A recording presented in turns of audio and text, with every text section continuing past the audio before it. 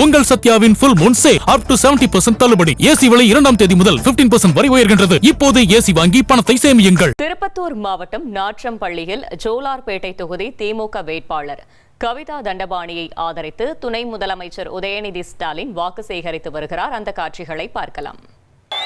இன்னைக்கு உங்களை எல்லாம் சந்தித்து ஜோலார்பேட்டைக்கு வந்து நம்முடைய சகோதரி கவிதா தண்டபாணி அவர்களுக்கு வாக்கு கேட்டு வந்திருக்கிறேன்.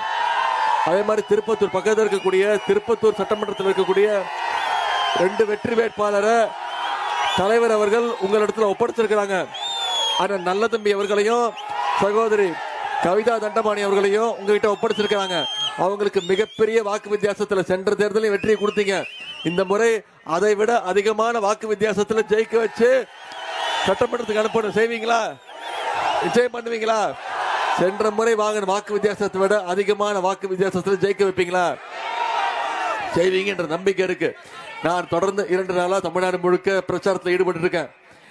நானும் ஒரு வேட்பாளர், நானும் ஒரு தொகுதியில் நிக்கிறேன். தெரியுமா உங்களுக்கு? இது வரைக்கும் என் தொகுதிக்கே நான் போல. நான் போய் எனக்கு ஓட்டு கேட்கவே இல்லை.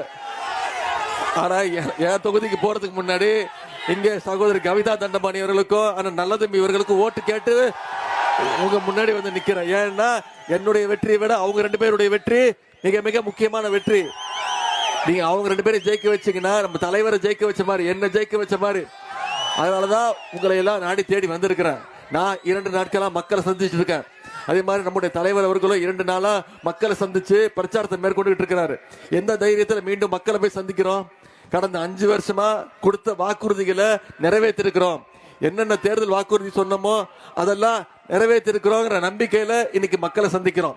உதாரணத்திற்கு சில திட்டங்களை மட்டும் சொல்ல விரும்புறேன்.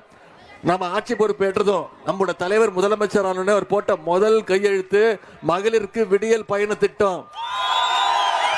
போன சட்டமன்ற தேர்தல் போது நம்ம சொன்ன வாக்குறுதியை முதல் கையெழுத்தா தலைவர் போட்டாரு. ஒவ்வொரு மகளிரும் 900 ரூபாயில இருந்து 1000 ரூபாய் வரைக்கும் இந்த திட்டத்தின் மூலம் சேமிச்சாங்க.